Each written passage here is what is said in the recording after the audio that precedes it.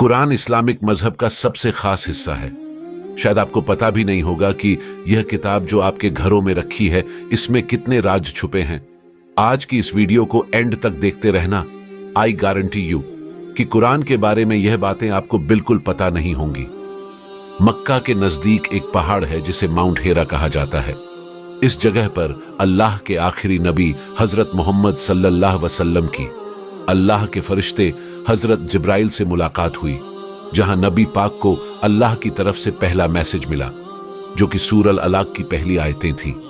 इस दिन के बाद हजरत जब्राइल आते रहे और अल्लाह का पैगाम नबी पाक तक पहुंचाते रहे।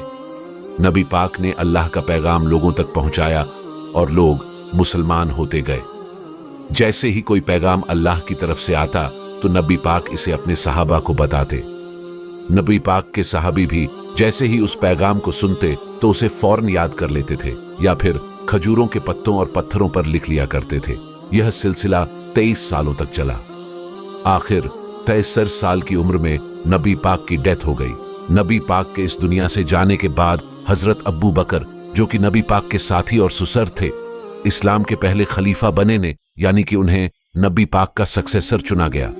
नबी पाक के द्वार में कुरान किताब की शक्ल में नहीं आया था। उस वक्त कुरान लोगों के दिलों में था और पत्थरों, हड्डियों और पत्तों पर कुरान की आयतें लिखी होती थीं। जब हजरत अब्बू बकर का दौर आया तो उस वक्त यमामा की जंग हुई। यह जंग हजरत अब्बू बकर और मुसलमा, जो कि झूठा था और खुद को नबी कहता था, इनके दरमियान हुई।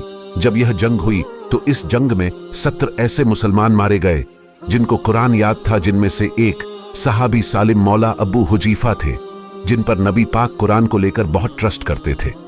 तो इन सहाबियों की शहादत के बाद हजरत उमर ने हजरत अब्बू बकर को सारी आयतों को एक किताब की सूरत में इकट्ठा करने के लिए अग्री किया और इस काम की जिम्मेदारी जद बिन साबित को दी गई। फिर जब हजरत उस्मान खलीफा बने तो उन्होंने कुरान के कंसोनेंट स्केलेटन को कंपाइल किया ताकि लोग कुरान को सही से पढ़ सके। जब से यह कुरान किताब की शक्ल में आया है, इसने अपने खास होने का सबूत दिया है। जैसे जैसे साइंस ग्रो करती गई, कुरान के राज हमारे सामने खुलते गए। जिस लैंग्वेज में कुरान नाजिल हुआ है, यह अरेबिक लिटरेचर की सबसे बेहतरीन और परफेक्ट शक्ल है। इस किताब का हर लफ्ज और सेंटेंस अपने मेयार पर पूरा उतरता है। यह किताब एक ही सब्जेक्ट को बार बार रिपीट करती है और हर बार इसकी डिस्क्रिप्शन नए सिरे से निकल कर आती है। इसके सारे अल्फाज बड़ी ही खूबसूरती के साथ एक दूसरे के साथ बने हुए हैं। इस किताब को आज 1400 साल हो चुके हैं और आज तक इस लेवल की किताब नहीं बनी। इस तरह की किताब इंसान के लिए लिखना इम्पॉसिबल है, जिसे अल्लाह ने कुरान में सूरह इज़रा की आयत 88 में भी बताया है। तुम फरमाओ, अगर आदमी और जिन सब इस बात पर मुत्त हो जाएं कि इस कुरान की मानंद ले आए तो इसका मिसल ना ला सकेंगे, अगरचे इनमें एक दूसरे का मददगार हो। नबी पाक ने भी अपने लाइफ टाइम में जो स्पीच दी है, उनमें भी ऐसी अपील नहीं है जो कुरान में है। इससे ये प्रूव हो जाता है कि ये कुरान नबी पाक ने अपनी तरफ से नहीं बनाया, बल्कि अल्लाह की तरफ से नाजिल हुआ है।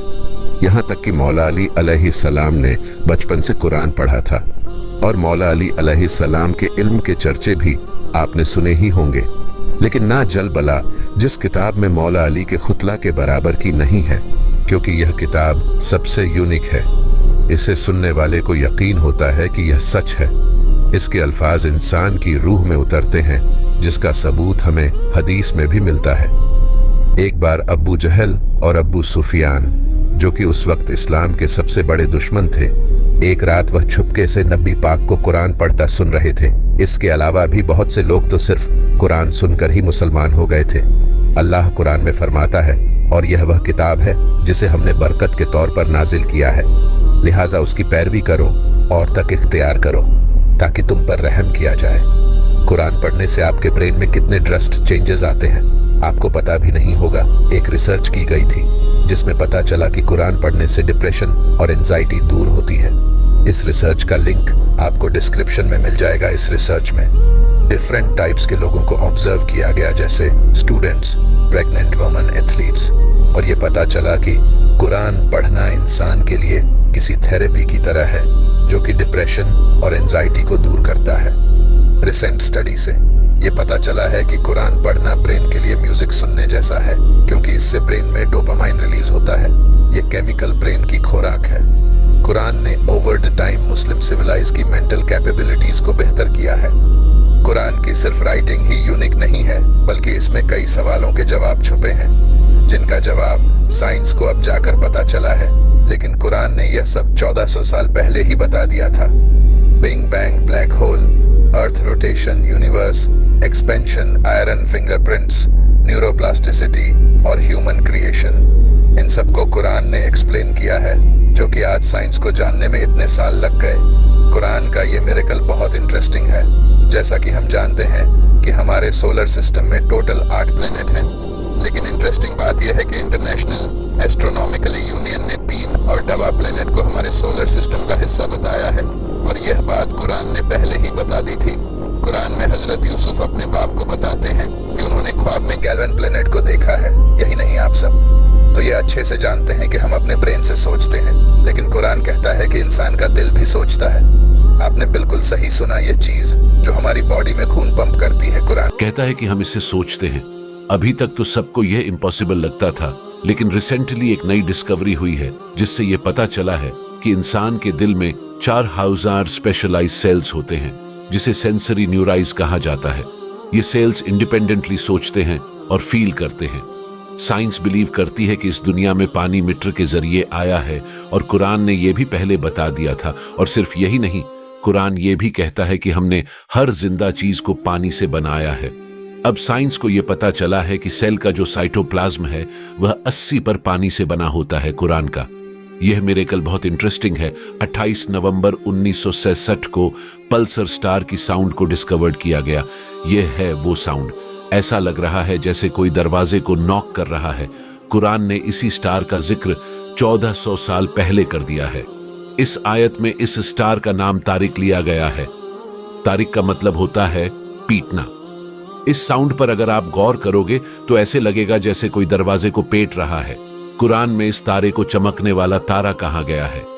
जैसा कि पल्सर स्टार होता है 19th सेंचुरी में, यह डिस्कवर किया गया कि हम हमारे प्लेनेट अर्थ के अराउंड लेयर्स हैं जो कि इसे प्रोटेक्ट करती हैं, लेकिन कुरान ने इसे 1400 साल पहले ही बता दिया था। इसके अलावा एम्ब्रियोजी को भी 100% एक्यूरेसी के साथ कुरान ने एक्सप्लेन किया है। इसके अलावा कुरान के चैप्टर 66 में बताया गया है कि हजरत इब्राहिम की कौम सूरज, चांद और सितारे की पूजा करती थी।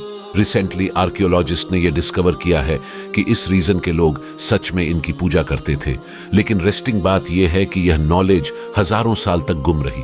अब रिसेंटली ही इसे 20th सेंचुरी में डिस्कवर किया गया है। मॉडर्न साइंस ने यह डिस्कवर किया है कि जब इंसान झूठ बोलता है तो इसके ब्रेन का हिस्सा, जिसे सिंगलेट जायरस कहते हैं, तब यह इस्तेमाल होता है। लेकिन कुरान ने इसे एज ऑलवेज ऑलरेडी बता दिया है। अगर वह बाज ना आया तो जरूर हम पेशानी के बाल पकड़कर खींचे। वो पेशानी जो झूठी खता का है। इसके अलावा भी अगर देखा जाए तो इंसान अपनी आंख के प्यूब को कंट्रोल नहीं कर सकता। यह करना इंसान के लिए साइंटिफिकली इम्पॉसिबल है, लेकिन जब इंसान झूठ बोलता है तो उसकी आंखों के प्यूप ल्यूट होते हैं, यानी कि आप किसी इंसान की आंखों से पता कर सकते हो कि वह इंसान झूठ बोल रहा है या सच। और यही अल्लाह कुरान में फरमाता है। अल्लाह आंखों की खयानत को जानता है और उसे भी जो सीने छुपाते हैं। यह थे कुरान के कुछ मिरेकल्स। इसके अलावा भी कुरान के बहुत से मिरेकल्स हैं जिन पर हम फिर किसी दिन बात करेंगे।